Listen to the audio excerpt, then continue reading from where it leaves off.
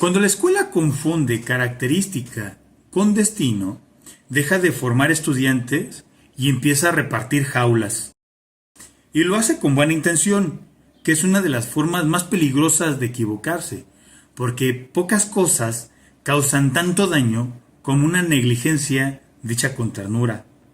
Él es visual, ella es auditiva, él es kinestésico, fulanita es callada, sutanito es más práctico. Él es para letras, ella es buena para lo abstracto y para las matemáticas. Él no participa pues porque así es. Así es. Esa frase, una frase pequeña y peligrosa, porque cuando decimos así es, demasiado pronto, quizá no estamos comprendiendo al estudiante, quizá solo estamos cerrando la puerta antes de saber si podíamos atravesarla.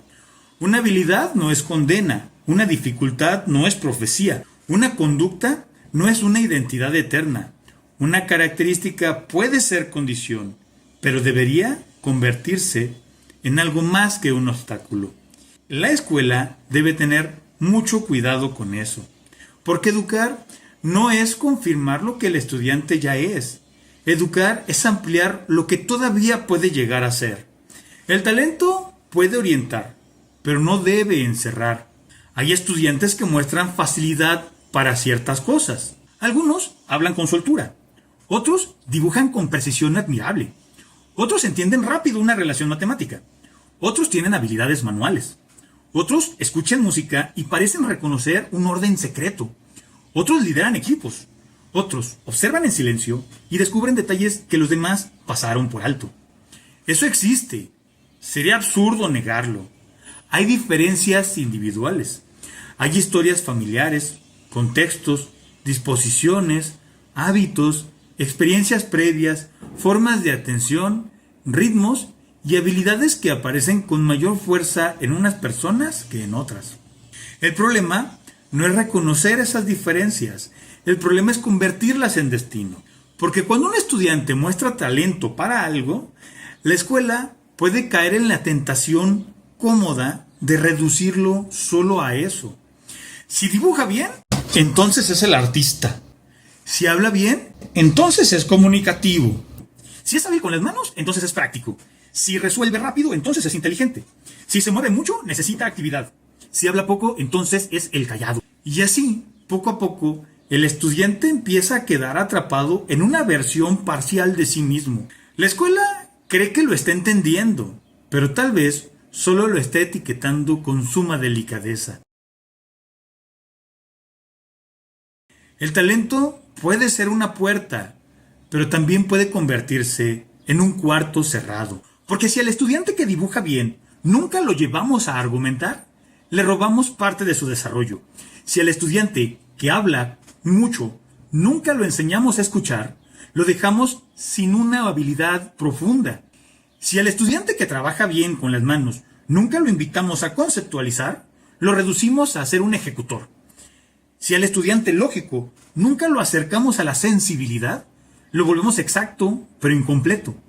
Si al estudiante silencioso nunca le damos condiciones para encontrar su voz, confundimos su silencio con naturaleza, materializando así una injusticia educativa, porque el estudiante no es solo aquello que se le facilita, también es aquello que todavía no ha tenido la oportunidad de desarrollar. El talento sin formación puede volverse adorno. Una facilidad sin método puede quedarse en promesa. Una habilidad visible puede ocultar otras dimensiones que también necesitan ser cultivadas. Por eso no basta decir, este estudiante es bueno para esto. La pregunta más profunda es otra. ¿Qué parte de este estudiante no ha sido todavía despertada? Porque la educación no debería funcionar como una oficina de clasificación. Tú para acá, tú para allá, tú eres de números, tú de letras, tú eres de habilidades prácticas, tú eres bueno para el deporte, tú eres el creativo, tú eres el tímido y tú eres un problema. Muy ordenado, tal vez, muy eficiente y útil para llenar informes, pero profundamente pobre. Porque el ser humano no es una ficha de diagnóstico, no es una categoría estable, no es un gafete plastificado que se cuelga en el cuello para que todos sepan qué esperar de él. El ser humano es posibilidad en movimiento. Y la escuela que no entiende eso Confunde, entonces, orientación con encierro. Durante años la educación abrazó con demasiado entusiasmo algunas ideas que sonaban hermosas, que todos aprenden distinto, que cada estudiante tiene una inteligencia predominante, que algunos son visuales, otros auditivos, otros kinestésicos, que hay que enseñar según el estilo de cada uno. A primera vista, parece una idea amable y tiene un fondo comprensible. No todos los estudiantes son iguales. No todos llegan con las mismas herramientas. No todos responden igual ante las mismas estrategias. Hasta ahí, todo bien. El problema empieza cuando esa idea se convierte en un horóscopo pedagógico. Sí, un horóscopo pedagógico. Porque de pronto ya no tenemos estudiantes complejos, sino signos escolares. Un Aries visual, un Tauro kinestésico, un Géminis auditivo, un Cáncer lógico-matemático con ascendencia intrapersonal. Y entonces, el aula se llena de etiquetas que parecen científicas, pero muchas veces funcionan como supersticiones con vocabulario didáctico. El daño no está solo en el error conceptual. El daño está en lo que esas etiquetas producen en el estudiante. Si un estudiante cree que él es visual, puede empezar a rechazar todo lo que no llegue por imágenes. Si cree que es kinestésico, puede convencerse de que no puede leer en silencio, sostener una explicación o trabajar con abstracciones. Si cree que no es bueno para las matemáticas, puede abandonar el esfuerzo antes de empezar. Si cree que es callado, puede pensar que la voz no le pertenece. Y lo grave es que a veces no fue el estudiante quien se puso la jaula. Se la pusimos nosotros, con frases breves, con diagnósticos rápidos, con buenas intenciones. No estoy diciendo que no debamos estudiar a los estudiantes. Al contrario, hay que observarlos mejor. Pero observar no es encasillar. Conocer a un estudiante no significa decidir quién será para el resto de su vida. Conocerlo significa mirar su punto de partida, comprender sus condiciones, atender sus dificultades y, sobre todo, abrirle caminos. Una etiqueta puede servir como hipótesis, nunca como sentencia. Puede decirnos, por aquí conviene quizás empezar, pero no debería decirnos, hasta aquí puede llegar, porque ahí se traiciona el sentido de la educación. La escuela no está para acomodar al estudiante en una cajita donde parece caber mejor. Está para ensanchar su mundo. Y ensanchar el mundo implica, muchas veces, incomodar un poco. Al que habla mucho, enseñarle el valor del silencio. Al que guarda silencio, darle un espacio seguro para hablar. Al que se refugia en la práctica, llevarlo a la teoría. Al que vive en la teoría, exigirle contacto con la realidad. Al que se siente torpe, ofrecerle método. Al talentoso, exigirle disciplina. Al disciplinado, enseñarle a pensar más allá de la obediencia. Eso es formación. No consentir la zona cómoda. No llamar respeto al estilo de aprendizaje a lo que a veces es simplemente una renuncia pedagógica. Esa es otra trampa. En nombre de respetar cómo es el estudiante, podemos dejar de desafiarlo. Y un estudiante que nunca es desafiado, queda limitado por su propia comodidad. Hay estudiantes callados, sí, pero el silencio no siempre significa incapacidad. A veces significa miedo, a veces prudencia, a veces significa observación, a veces inseguridad, a veces significa cansancio, o a veces que nadie ha creado todavía el espacio adecuado para que aparezca una voz.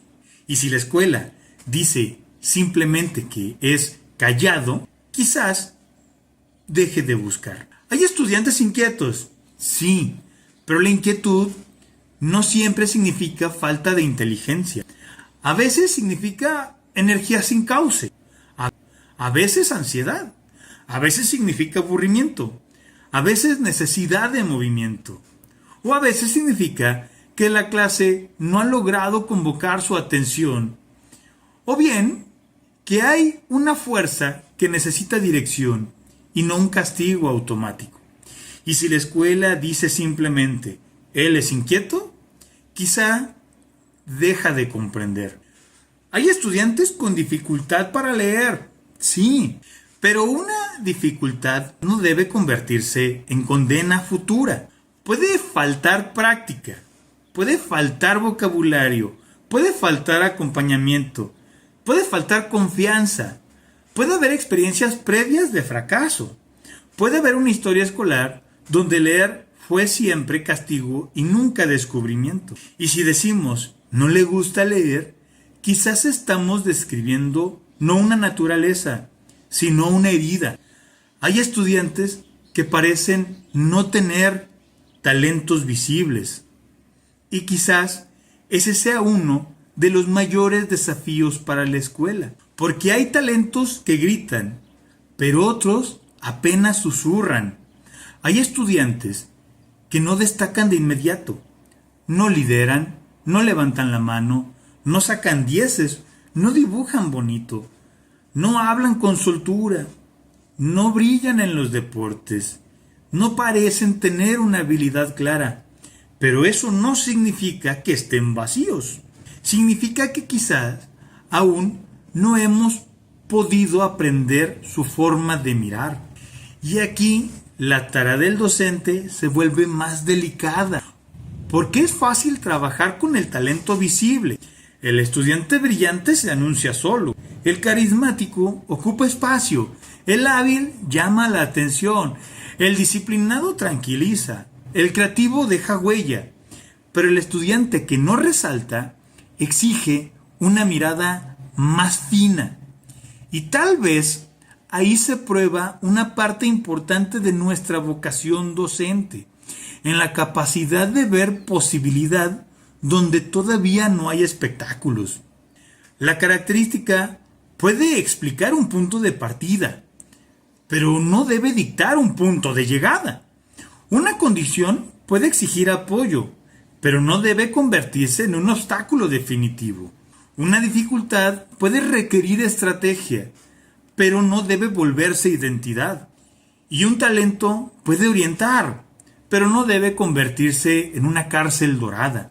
Porque también hay cárceles bonitas, como la del estudiante inteligente que no puede equivocarse sin sentir que pierda valor. O la cárcel del estudiante creativo, al que se le permite desorden sin exigirle método. La cárcel del estudiante bueno, que aprende a obedecer antes que a pensar. O la cárcel del estudiante problemático, al que ya nadie mira con esperanza. Todas esas son jaulas, y algunas parecen castigo, otras parecen reconocimiento, pero siguen siendo jaulas que les impiden crecer. La educación no debería preguntarse solo ¿para qué es bueno un estudiante? Debería preguntarse también ¿qué no ha intentado todavía? ¿Qué miedo le detiene? ¿Qué habilidad no ha desarrollado porque nadie se la ha exigido con paciencia? ¿Qué parte de sí mismo se le ha negado por una etiqueta temprana? ¿Qué posibilidad no aparece porque todos ya decidieron quién es? Porque la formación humana no consiste en pulir una sola habilidad, consiste en ampliar el repertorio de una persona. Un estudiante no necesita ser encerrado en su talento, necesita aprender a pensar, a leer, hablar, escuchar, crear, argumentar, colaborar, imaginar, resistir, construir, fallar y volver a intentar. No todo al mismo nivel, no todos con la misma facilidad, no todos con el mismo ritmo, pero sí con la misma dignidad formativa. Porque una cosa es reconocer diferencias y otra muy distinta es rendirse ante ellas. La educación no promete que todos serán excelentes en todo. Eso es mera fantasía. Pero sí debería de defender que todos tienen derecho a desarrollarse más allá de la primera etiqueta que recibieron. Ese es el verdadero trabajo educativo. No confirmar destinos, no repartir futuros, no decirle al estudiante, eres esto, acostúmbrate, sino decirle con acciones más que con discursos. Esto eres hoy, pero no estás terminado. ¿Qué serás mañana? ¿Qué frase, no? No estás terminado. La escuela debería repetir eso más seguido, no como un consuelo barato, no como una frase motivacional pegada en la pared con letras de colores, sino como principio pedagógico. El estudiante no está terminado, el docente tampoco, la escuela menos. Y por eso educamos, porque todavía hay posibilidad. Hay posibilidad de que una característica puede ser condición, pero no condena. Que una habilidad puede orientar, pero no encerrar. Una habilidad puede explicar, pero no definir. Una conducta puede decir algo del presente, pero no debe dictar el futuro. La escuela debe cuidar mucho sus palabras, porque cuando decimos, él no es bueno para esto, quizá creemos estar describiendo una situación, pero el estudiante puede escuchar una sentencia. Cuando decimos, ella es callada, quizá creemos estar nombrando una conducta, pero podemos estar negándole una voz en el futuro. Cuando decimos, él es práctico, no teórico, quizá creemos reconocer una fortaleza, pero tal vez estamos cerrando una puerta. Cuando decimos, ella es talentosa, quizá creemos elogiarla, pero también podemos condenarla a no fallar nunca. Las palabras pesan, y en educación pesan más, porque muchas veces el estudiante termina mirándose con las palabras que otros usaron para nombrarlo. Por eso no podemos ser ligeros. La escuela no debe fabricar etiquetas, debe abrir posibilidades. No debe domesticar talentos, debe formar humanidad.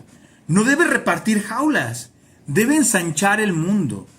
Porque educar no es acomodar al estudiante dentro de lo que ya nos muestra. Educar es acompañarlo hacia lo que todavía no sabe que puede llegar a ser. El estudiante no es solo un talento visible, no es solo una torpeza inicial, no es solo su silencio, no es solo su inquietud, no es solo su promedio, no es solo su diagnóstico, no es solo la conducta que hoy predomina, es también su posibilidad. Y si la escuela renuncia a mirar esa posibilidad, deja de educar y empieza simplemente a clasificar. Muy ordenado, muy eficiente, muy útil para los informes, pero profundamente injusto. Talento no es destino. Característica no es obstáculo. Dificultad no es condena. Y quizá una de las tareas humanas del docente sea recordarle al estudiante, incluso cuando él mismo ya no lo cree, que todavía no está terminado. Porque donde otros ven una etiqueta, la educación debería de ver una puerta. Y donde otros reparten destino, la escuela debería abrir caminos.